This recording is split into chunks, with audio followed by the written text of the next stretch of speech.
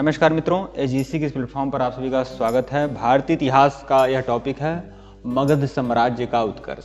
तो आज हम लोग इस टॉपिक को देखेंगे, मगध साम्राज्य का उत्कर्ष। मगध एक बहुत बड़ा साम्राज्य है। महाजनपद काल में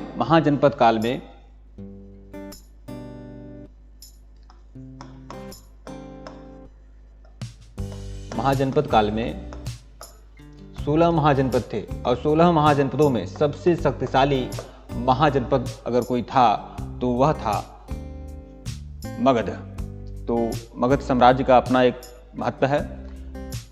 यह बुद्ध काल तथा परवर्ती काल में उत्तरी भारत का सबसे शक्तिशाली और समृद्ध जनपद था। मगध प्राचीन भारत के 16 महाजनपदों में से एक था और इसकी स्थिति मूलतः दक्षिणी बिहार के क्षेत्र में थी। इसके अंतर्गत आधुनिक पटना एवं गया जिला शामिल है। तो आधुनिक पटना और गया जिला जो था वह मगध साम्राज्य के अंतर्गत आता था। इसकी राजधानी जो है गिरिब्रज है। बाद में राजगृह बनी इसकी राजधानी, जो 5 पहाड़ियों से घिरी हुई थी।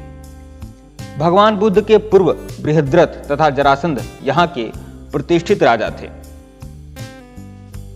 मगध की जो भौगोलिक स्थिति है इसकी चर्चा देखेंगे तो मगध की सीमा उत्तर में गंगा से दक्षिण में विंध्य पर्वत तक और पूर्व में चंपा से पश्चिम में सोन नदी तक विस्तृत थी। तो मगध इतना बड़ा विशाल क्षेत्र था कि उत्तर में इसकी सीमा उत्तर में गंगा नदी से दक्षिण में विंध्य पर्वत तक और पूर्व में चंपा से पश्चिम में सोन नदी तक इसका विस्तार था। विस्तृत अब अगला यह देखेंगे इसकी भौगोलिक स्थिति में, इसका जो मैदान था यह विस्तृत था और उपजाऊ था। कृषि में लोहे तथा नवीन तकनीक का प्रयोग किया गया था। वन क्षेत्र पर्याप्त मात्रा में थे एवं हाथियों की उपलब्धता थी। मगध साम्राज्य में हाथियों की उपलब्धता थी।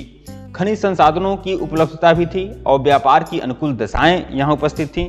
प्राकृतिक सुरक्षा ने मगध के उत्कर्ष को महत्वपूर्ण योगदान दिया। प्राकृतिक सुरक्षा ने भी मगध के उत्कर्ष में महत्वपूर्ण योगदान दिया था। मगध राज्य ने तत्कालीन शक्तिशाली राज्य कोसल, वत्स और अवंती को मिला लिया। मतलब बाद में मगध राज्य ने कोसल को मिलाया, वत्स को मिलाया और अवंती को मिलाया। तो देखिए, अवंती को तो शिशुनाग ने मिला लिया था, हाँ, वत्स को भी अजातशत्रु ने मिलाया था और कोसल को भी अजातशत्रु ने मिलाया। तो इन सभी राज्यों पर विजित कर लिया था मगध ने। इस प्रकार मगध का विस्तार अखंड, मतलब यह जान लीजिए, यह अवंती, वत्स और कोसल 16 महाजनपदों में यह भी एक महाजनपद थे और मगध महाजनपद ने इन सभी महाजनपदों का एकीकरण कर लिया था, मगध साम्राज्य में ही कर लिया था। हाँ, इस प्रकार मगध का विस्तार जो है अखंड भारत के रूप में हो गया। मगध साम्राज्य के इतिहास से भारत के इतिहास का एक नया युग शुरू होता है, जिसे मगध का उत्कर्ष भी कहते हैं। हाँ, तो यह बात आप जान लें। मगध राज्य के जो प्रमुख वंश हैं उसके बारे में देखेंगे। मगध राज्य वंश की जो स्थापना हुई थी, मतलब मगध राज्य का जो उत्कर्ष हुआ था, उसमें एक महत्वपूर्ण राजवंश है, वह है हर्यंक वंश। हर्यंक वंश के बारे में देखेंगे। सबसे पहले सम्राट यही लोग थे हर्यंक वंश में। मतलब मगध साम्राज्य का जो उत्कर्ष हुआ यहीं से शुरू हुआ, हर्यंक वंश से। और हर्यंक वंश का जो पीरियड है वो 544 से 412 ईसा पूर्व तक है। हाँ, तो देखिए, इसके संस्थापक जो थे वह बिंबिसार थे और हर्यंक वंश की जो राजधानी थी वह राजगृह या गिरिब्रज थी। राजगृह या गिरिब्रज, इसे दोनों कहते हैं। और बाद में इसकी राजधानी पाटलिपुत्र भी हो गई। प्रमुख शासक हर्यंक वंश के कौन थे? तो देखिए, बिंबिसार इसके प्रथम शासक थे। हर्यंक वंश में प्रथम शासक जो थे वह बिंबिसार थे और बिंबिसार का जो पीरियड है वो 544 बीसी से लेकर 492 बीसी तक। हाँ, तो 544 से लेकर 492 बीसी तक इसका पीरियड था बिंबिसार का। बिंबिसार इस वंश का प्रथम शक्तिशाली शासक था। पहला शक्तिशाली शासक कोई था तो वह था बिंबिसार। उसे मगध साम्राज्य की सत्ता का वास्तविक संस्थापक माना जाता है। मगध साम्राज्य की सत्ता का वास्तविक संस्थापक बिंबिसार को ही माना जाता है।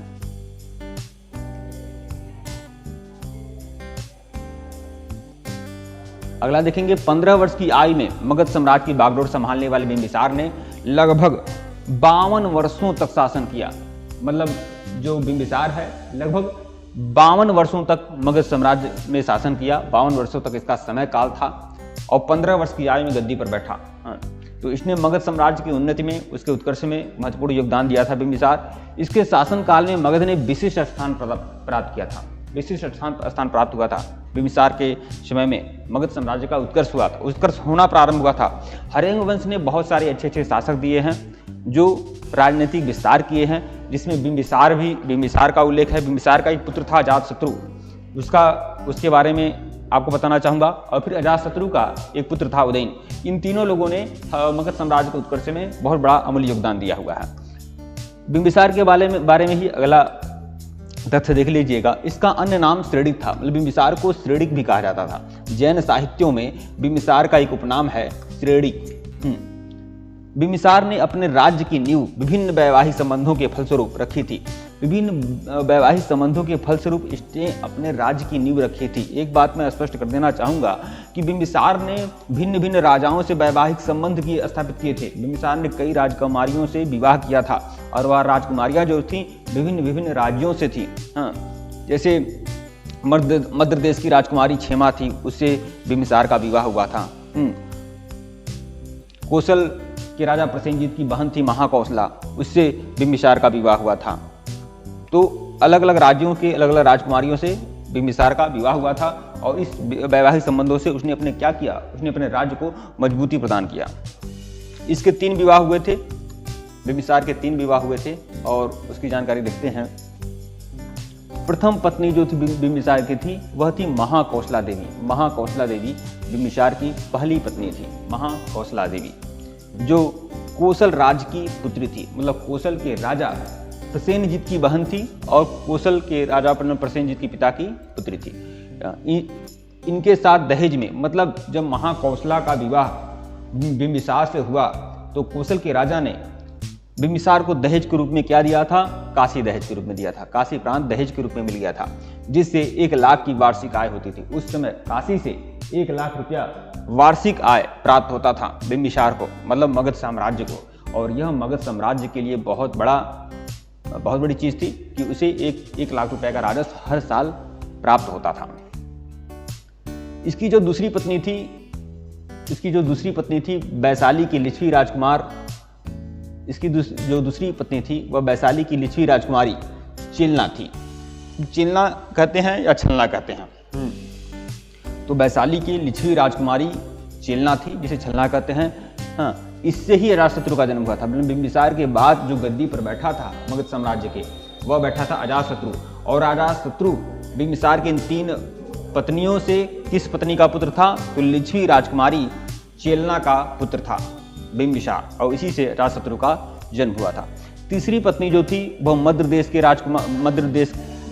राजकुमारी क्षेमा से इसका विवाह हुआ था। यह मध्य कुल की राजकुमारी थी। मध्य आमतौर पर पंजाब को कहा गया है उस समय, वहां की राजकुमारी थी। बिंबिसार को वैवाहिक संबंधों से बड़ी राजनीतिक प्रतिष्ठा मिली। बिंबिसार को वैवाहिक संबंधों से बड़ी राजनीतिक प्रतिष्ठा मिली, क्योंकि भिन्न तरह के राजाओं से उसका वैवाहिक संबंध हो गया, उसके रिश्तेदार बन गए। तो वह उसके प्रतिष्ठा में, उसके राजनीतिक विस्तार में, उसके महत्वाकांक्षा में वह क्या हुआ, उन्हें सहयोग मिला। बिंबिसार यानी मगध साम्राज्य के उत्कर्ष में इन्होंने सहयोग किया। मगध को पश्चिम एवं उत्तर की ओर विस्तारित करने का इससे क्या हुआ, इससे मार्ग प्रशस्त हुआ। बिंबिसार ने अंगराज्य को जीतकर, बिंबिसार ने कई सारे राज्य जीते भी थे। बिंबिसार ने अंगराज्य को जीतकर उसे मगध में मिला लिया। अंगराज्य की अंग जो थी वह महाजनपद था। वही मैं बोला हूँ 16 महाजनपद थे, जिसमें अंग भी एक महाजनपद था। और इसकी राजधानी जो थी वह चंपा थी। जिस तरह से मगध की राजधानी राजगृह, गृहब्रज या पाटलिपुत्र था, वैसे ही अंगराज की राजधानी चंपा थी और इसको बिंबिसार ने जीतकर अपने राज्य में मिला लिया था। और इसी अंगराज्य में अजातशत्रु को वहां का शासक नियुक्त किया गया। अजातशत्रु को अंग का शासक नियुक्त किया गया, मतलब वहां का राज्यपाल बना दिया गया। एक तरह से यह जानना। बिंबिसार ने अवंती के शासक चंद्रप्रद्योत से मित्रता की तथा अपना राजवैद्य जीवक को उसके इलाज के लिए भेजा। चंद्रप्रद्योत एक बार पीलिया रोग से, पांडु रोग जो होता है, मतलब पीलिया से बहुत ही पीड़ित रहता है। और बिंबिसार को जब यह खबर मिलती है तो बिंबिसार अपने राजवैद्य जीवक को क्या करता है, वह चंद्रप्रद्योत के पास भेजता है कि वह उसका उपचार करे और चंद्रप्रद्योत का उपचार जीवक करता है और चंद्रप्रद्योत कुछ ही दिनों में सही हो जाता है। बिंबिसार की हत्या उसके पुत्र अजातशत्रु ने कर दी थी और वह 492 ईसा पूर्व में मगध की राजगद्दी पर बैठा। तो 544 से 492 BC तक बिंबिसार गद्दी को सुशोभित करता है और 492 से लेकर 460 का जो पीरियड रहा है वह अजातशत्रु का रहा है। तो अजातशत्रु के बारे में देखेंगे। अजातशत्रु का पीरियड जो है वह 492 ईसा पूर्व से लेकर 460 तक रहा है। अच्छा, अजातशत्रु का शाब्दिक अर्थ देखा जाए तो अजातशत्रु का मतलब यह होता है जिसका शत्रु पैदा ही न हुआ हो, जिसके शत्रु ने कभी जन्म न लिया हो, मतलब जिसका कोई भी शत्रु ना हो या जिससे शत्रुता करने लायक कोई हो ही ना, इतना वीर या साहसी या सौभाग्यशाली हो। हाँ, तो यह अजातशत्रु का शाब्दिक अर्थ है। तो अजातशत्रु का जो 492 BC से लेकर 460 BC तक अजातशत्रु का शासन पीरियड रहता है। अजातशत्रु का कौशल नरेश प्रसेनजीत से युद्ध हुआ। कौशल नरेश प्रसेनजीत से युद्ध होता है अजातशत्रु का। प्रसेनजीत की पराजय हुई, परंतु बाद में दोनों में समझौता हो गया। प्रसेनजीत ने अपनी पुत्री वाजिरा, आपको पता है प्रसेनजीत की बहन महाकौशला से बिंबिसार का विवाह हुआ था और प्रसेनजीत की पुत्री वाजिरा का विवाह अजातशत्रु से किया गया। अजातशत्रु का एक उपनाम क्या था, कुड़िक था। अजातशत्रु का एक उपनाम था कुड़िक। अजातशत्रु जो था वो जैन मतानुयायी था। मतलब जैन धर्म का पालन करता था। अजातशत्रु जैन मतानुयायी था।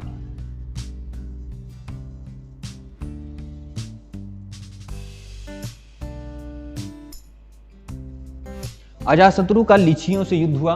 लिच्छवियों से युद्ध हुआ अजातशत्रु का, मतलब लिच्छवी महाजनपद से युद्ध हुआ, जो एक गणतंत्रात्मक महाजनपद था। तो लिच्छवियों से युद्ध हुआ था अजातशत्रु का और अपने कूटनीतिक मित्र वशकार की सहायता से उसने लिच्छवियों पर क्या किया, विजय प्राप्त किया। इस युद्ध में अजातशत्रु ने रथ मूसल और महाशिलाकंटक नामक हथियारों का प्रयोग किया। देखिए, अजातशत्रु ने लिच्छवियों से कई बार युद्ध किया लेकिन वह कभी सफल नहीं होता था, ज़्यादातर सफल नहीं होता था। लेकिन अपने एक मंत्री वशकार को वह भेजता है लिच्छवियों के दरबार में और कूटनीतिक से लाभ होता है। उसके बाद युद्ध जब होता है लिच्छवियों से तो अजातशत्रु इसमें जीत जाता है। लेकिन अजातशत्रु की इस जीत में दो बड़े हथियारों का प्रयोग किया जाता है, एक रथ मुसल और एक महाशिलाकंटक। महाशिलाकंटक मतलब बड़े बड़े पत्थर के गोलों को सेनाओं के ऊपर फेंक दिया जाता था, मतलब हथियारों की सहायता से। बाद में काशी और वैशाली दोनों मगध साम्राज्य के अंग बन गए। तो मतलब बिंबिसार ने अपने साम्राज्य का विस्तार किया और उसका पुत्र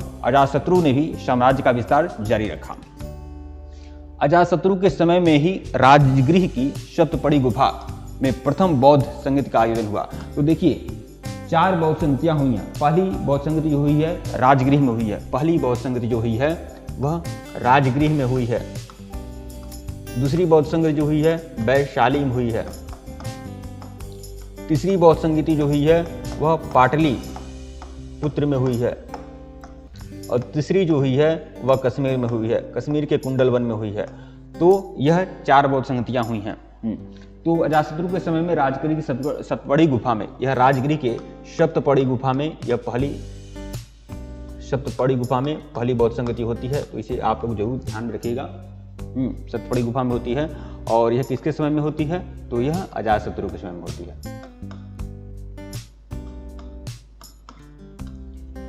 अच्छा, अजातशत्रु के समय में जो पहली बौद्ध संगति होती है राजगृह के सप्तपदी गुफा में, इसके अध्यक्षता किसने किया था, तो अध्यक्षता किया था महाकश्यप ने इसकी अध्यक्षता किया था। हाँ, तो यह बातें हैं प्रथम बौद्ध संगति के बारे में, आप जरूर ध्यान में रखिएगा। अजातशत्रु ने 32 वर्षों तक मगध पर शासन किया। कुल 32 वर्षों तक अजातशत्रु ने मगध पर शासन किया था। 32 वर्षों तक, और पुराणों के अनुसार देखा जाए तो 28 वर्षों तक मगध पर शासन किया। 32 वर्ष तक शासन करने के बाद अजातशत्रु अपने पुत्र उदयन द्वारा मार डाला गया। मतलब जैसी करनी वैसी भरनी, जैसी करनी वैसी भरनी। मैं इसलिए कह रहा हूं क्योंकि बिंबिसार की हत्या उसके पुत्र अजातशत्रु ने की थी, तो अजातशत्रु की हत्या भी उसके पुत्र उदयन ने कर दी। तो इतिहास से भी हमें सीख लेना चाहिए कि अगर आप कुछ गलत करेंगे तो आपके साथ आने वाली पीढ़ी भी आपसे वही संस्कारों को, आचरणों को सीखेगी। तो इसीलिए यह 2-3 ऐसे घटनाएं हो गई जहां पुत्र अपने पिता की हत्या कर देता है सिर्फ राजगद्दी प्राप्त करने के लिए। इसीलिए इस वंश को, हर्यंग वंश को पितृहंता वंश भी कहा जाता है। यह जीएस का प्रश्न है, जीएस में हमेशा आता है। हाँ, पितृहंता वंश किसे कहते हैं? तो पितृहंता वंश किसे कहते हैं? तो हर्यंग वंश को कहते हैं, क्योंकि इसमें अजातशत्रु अपने पिता की हत्या कर देता है और बाद में अजातशत्रु की हत्या उसका पुत्र कर देता है।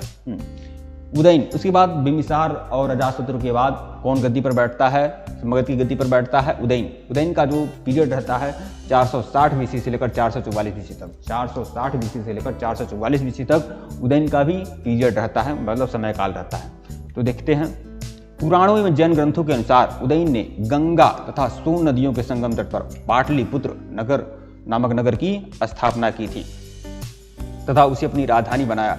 यह जैन मतानुयायी था। हर्यंग वंश का अंतिम राजा उदयन का पुत्र नागदशक था। इसको उसके अमात्य शिशुनाग ने पदच्युत कर मगध की गद्दी पर अधिकार कर लिया और शिशुनाग नामक नए वंश की स्थापना की। मतलब हर्यंग वंश के बाद शिशुनाग वंश की स्थापना हुई। शिशुनाग वंश की स्थापना एक शिशुनाग नामक उसका अमात्य किया था।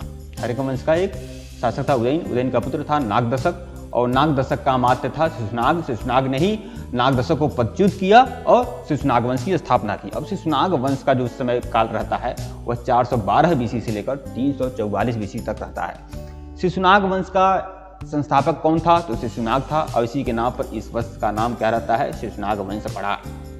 शिशुनाग वंश के कौन कौन से प्रमुख शासक?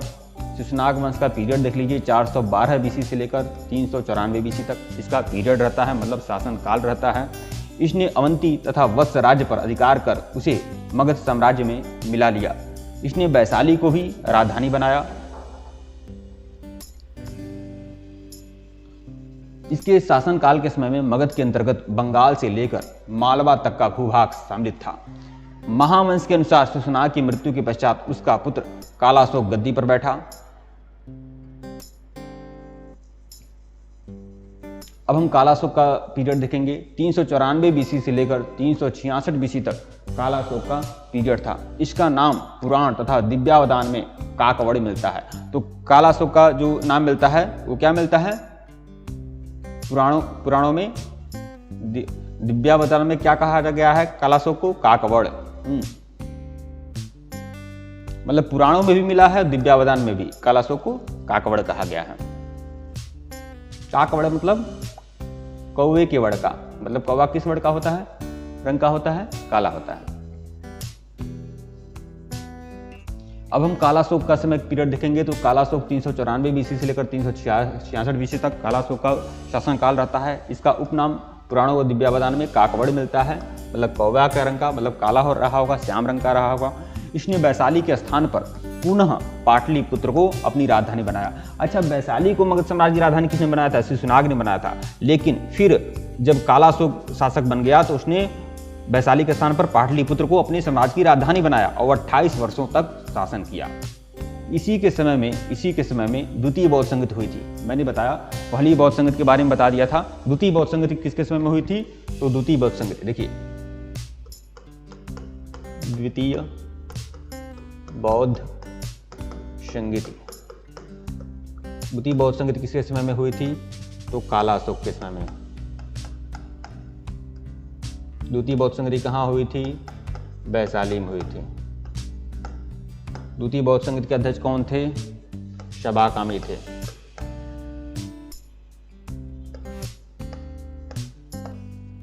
तो यह बातें ध्यान में रखिएगा। इसी समय बौद्ध संगत दो भागों में विभक्त हो गया था। द्वितीय बौद्ध संगति में क्या बहुत बड़ा फायदा हुआ था, क्या बहुत बड़े कार्य हुए थे?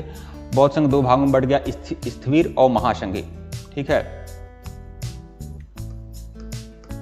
बाणभट्ट रचित हर्षचरित के अनुसार काकवड़ को राजधानी पाटलिपुत्र में घूमते समय महापद्मानंद नामक व्यक्ति ने चाकू मारकर हत्या कर दी। अच्छा, बाणभट्ट का जो हर्षचरित है उसमें यह जानकारी मिलती है कि काकवड़ की हत्या, मतलब कालाशोक की हत्या, जब वो पाटलिपुत्र में घूम रहा था तो महापद्मानंद नामक व्यक्ति था जो चाकू मारकर उसकी हत्या कर देता है।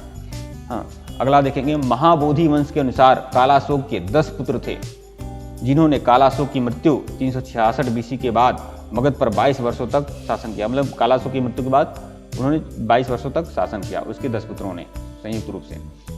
अब हर्यंक वंश देख चुके, शिशुनाग वंश देख चुके, अब हम नंद वंश देखेंगे। जो नंद वंश का पीरियड रहता है वो 344 बीसी से लेकर 324 बीसी तक रहता है। संस्थापक नंद वंश का कौन रहता है? तो महापद्मानंद रहता है। महापद्मानंद के बारे में देखेंगे। पुराणों के अनुसार इस वंश का संस्थापक महापद्मानंद एक शूद्र था, एक शूद्र व्यक्ति था।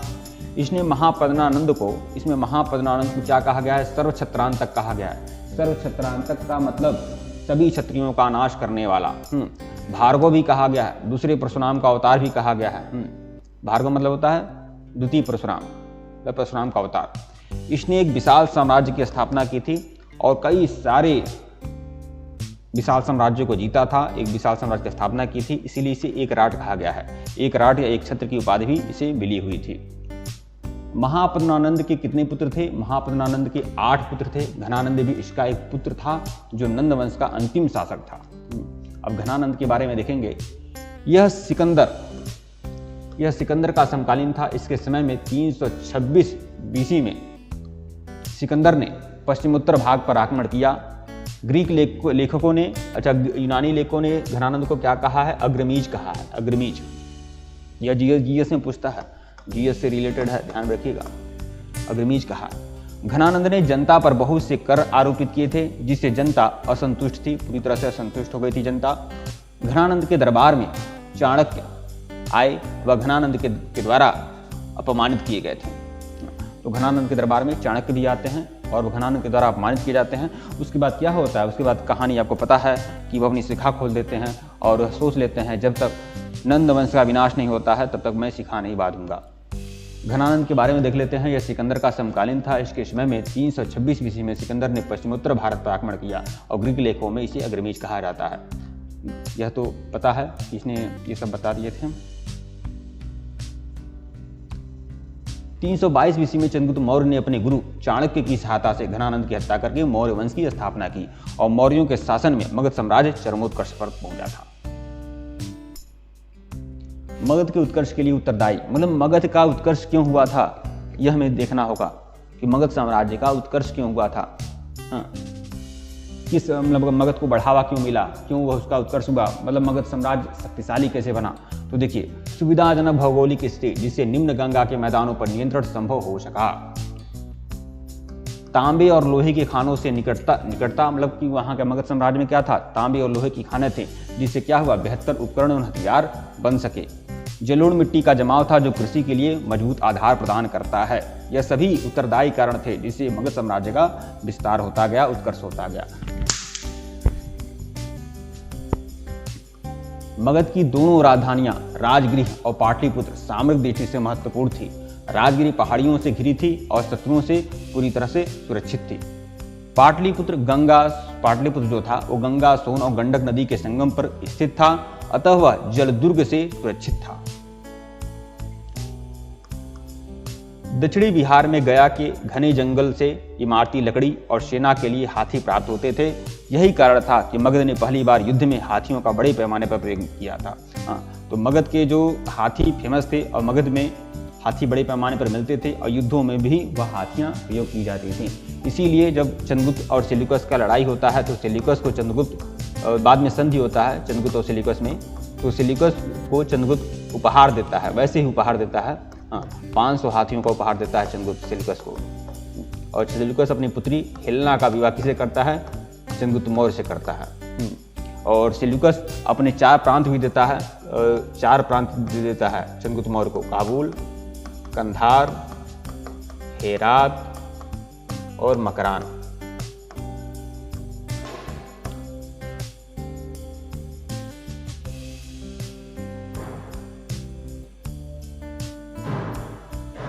अब हम देखें वंश का नाम, राजा का नाम और शासनकाल देखेंगे तो हर्यंक वंश में तो कई शासक हुए, बिंबिसार, अजातशत्रु, उदयन थे। और यह इसका पीरियड मैं आपको बताया ही हूँ सब कुछ। यह एक चार्ट है, चार्ट के माध्यम से समझ सकते हैं। शिशुनाग वंश में कौन कौन शासक हुए? शिशुनाग हुआ, काकवड़ हुआ और काकवड़ के 10 पुत्र बाद में शासन करते हैं। इसका भी समय काल आपको बताया ही हूँ पूरा। नंद वंश देखेंगे, नंद वंश में महापद्मानंद और इसके 8 पुत्रों की बातें हैं और यह इसका जो समय पीरियड है यह है। ठीक है मित्रों, वीडियो को लाइक और चैनल को सब्सक्राइब करिएगा। धन्यवाद आप लोग को और चैनल पर बने रहिएगा।